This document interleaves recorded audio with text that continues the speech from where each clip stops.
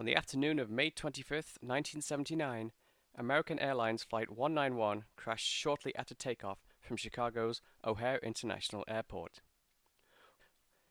All 258 passengers and 13 crew on board, along with 2 people on the ground, were killed in the accident. With a total of 273 fatalities, the crash is the deadliest aviation accident in U.S. history.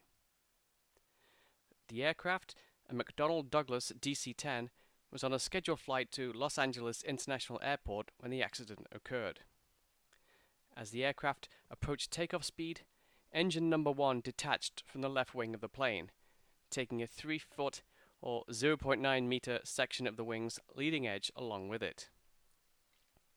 Robert Graham, supervisor of maintenance for American Airlines, stated, "As the aircraft got closer, I noticed what appeared to be vapor or smoke of some type coming from the leading edge of the wing and the number 1 engine pylon. I noticed that the number 1 engine was bouncing up and down quite a bit. Once the aircraft started rotation, the engine came off, went up over the top of the wing, and rolled back down onto the runway. The aircraft continued a fairly normal climb until it started to turn to the left, and at that point, I thought he was going to come back to the airport." What was said in the cockpit in the final 50 seconds of the flight was not known, as the cockpit voice recorder lost power when the engine detached. In addition to the failure of the engine, several related systems failed. The detached engine's hydraulic system was damaged, but still operational. The electrical systems powered by engine 1 also failed, causing many systems to go offline, including the captain's instrument panel and stick shaker. The aircraft climbed to about 325 feet or 100 meters above the ground, while releasing a trail of fuel and hydraulic fluid from the left wing. The failure of the left engine's hydraulic system meant that the wing slats were locked in place. As a result, the left wing stalled, causing the aircraft to bank to the left at an angle of 112 degrees. The aircraft impacted the ground in a field around 4,600 feet or 1,400 meters from the end of the runway. Large sections of debris were hurled into a nearby trailer park, destroying 5 trailers and several cars. The plane had also crashed into a nearby aircraft hangar. It was completely destroyed by the impact, and the ignition of 21,000 gallons, 79,500 liters, of fuel. No sizable components other than the engine and tail section remained.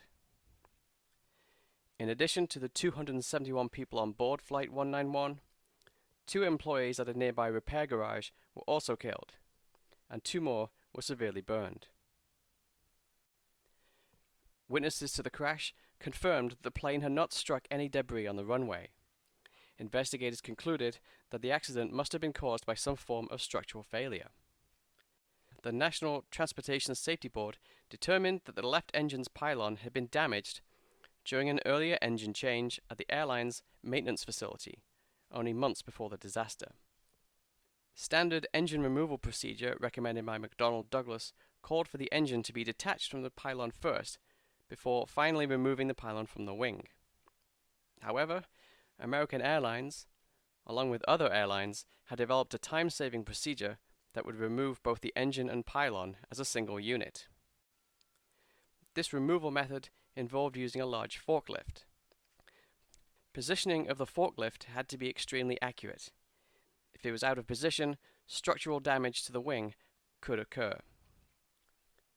This element of risk was compounded by a shift change that occurred during the removal. The normal loss of hydraulic pressure due to the shutdown of the forklift's engine caused a misalignment between the engine unit and the wing. This misalignment, while not enough to cause immediate structural failure, caused fatigue cracking that developed further over each takeoff and landing over the 2 months leading up to the crash, until the attachment finally failed. The NTSB determined that the loss of engine and the damage to the wing's leading edge should not have been enough to cause the crash. The report stated that the pilots should have been able to return the plane to the airport using its remaining 2 engines. However, the DC-10, unlike other planes, relied on hydraulic fluid to maintain the airflow over the wing.